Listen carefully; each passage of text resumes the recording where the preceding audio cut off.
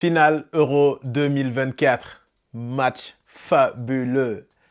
Je m'attendais un peu plus quand même, mais j'étais surpris par la ténacité des Anglais en début de rencontre. C'était quelque chose qui m'a surpris, en même temps ne m'a pas surpris parce que je savais que la défense allait être leur atout le plus puissant. Ils allaient se mettre tous en défense et attendre des contre-attaques. Ils ont fait charbonner les joueurs qui jouent dans les ailes comme Saka. Je l'ai vu en latéral. Il a joué sur côté arrière droit. Il a charbonné grave, mais dans la mauvaise direction.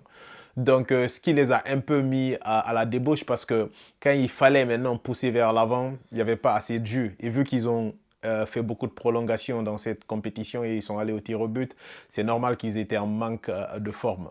Mais déception en ce qui concerne Harry Kane, qui est toujours poisseux. Lui, à chaque fois qu'il y a un trophée à gagner, il ne le gagne pas. Ça, c'est clair. C'est comme une loi de la nature, en fait. Vous allez en compétition, Harry Kane, en compétition, il ne gagne pas. Ça, c'est comme une assurance, en fait. Sur les pronostiqueurs, on avait des gens qui pensaient que l'Espagne allait se faire surprendre par l'Angleterre.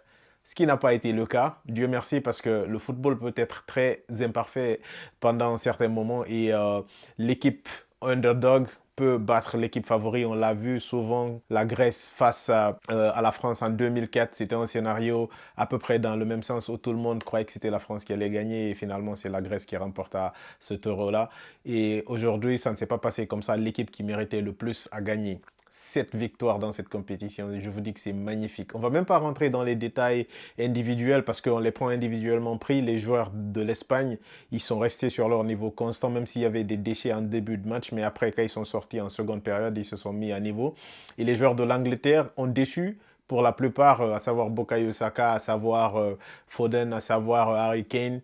C'est des joueurs qu'on attendait dans cette compétition. Mais durant tous les matchs, jusqu'en finale, ils n'ont pas su montrer ce dont ils sont capables. À part Bellingham qui de temps en temps se démerdait, il est dans l'aspect physique, dans l'aspect technique, il court. Donc il est le seul qui a prouvé. Donc l'Angleterre aurait pu miser sur des jeunes comme Cole Palmer qui a été sur le banc durant toute la compétition, ce qui a été une très très mauvaise idée, un très mauvais choix tactique du coach. Il aurait dû lui faire confiance dans cette compétition parce qu'à chaque fois qu'il est rentré, il a réussi à faire au moins la différence. Voilà, il n'y a pas grand-chose à dire sur cette finale en fait, même si on a eu un petit doute, mais les Espagnols ont prouvé qu'ils sont mûrs offensivement, mais qu'est-ce qu'ils ont évolué défensivement. C'est incroyable comment ça chevauche, comment ça va dans les duels.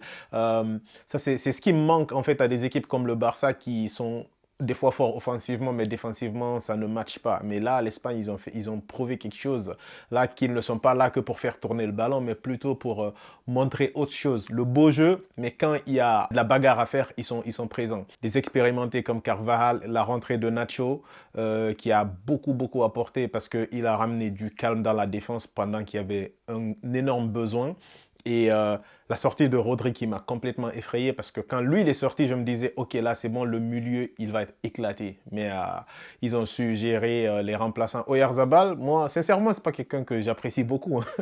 Mais il rentre et il marque ce but-là issu d'une combinaison incroyable. Ça faisait longtemps qu'on n'avait pas vu un but sorti d'une combinaison aussi efficace. Il faut qu'on baisse le chapeau face à l'équipe d'Espagne. Ce qu'ils viennent de réaliser là, c'est de zéro faute. Peut-être qu'il n'y a, il y a que le Brésil qui a pu le faire en 2002, avoir un parcours de ce genre, avoir des jeunes talents et soutenu par l'apport d'expérience des cadres, des tauliers de l'équipe. Donc c'est magnifique. Il n'y aura pas de ballon d'or pour Bellingham parce qu'il a perdu la coupe. Donc il faut le donner à Carvajal ou à Kroos, je m'en fous. Ou bien vous le donnez à Yamal comme je le dis tout le temps. Mes pronostiqueurs qui ont fait le pronostic en faveur de l'Angleterre, cher. Ouais, l'équipe qui a mérité de remporter a remporté. Moi, je dirais que la finale a été jouée déjà. C'était entre l'Allemagne et l'Espagne. C'était le plus beau match de cette compétition, à mon humble avis.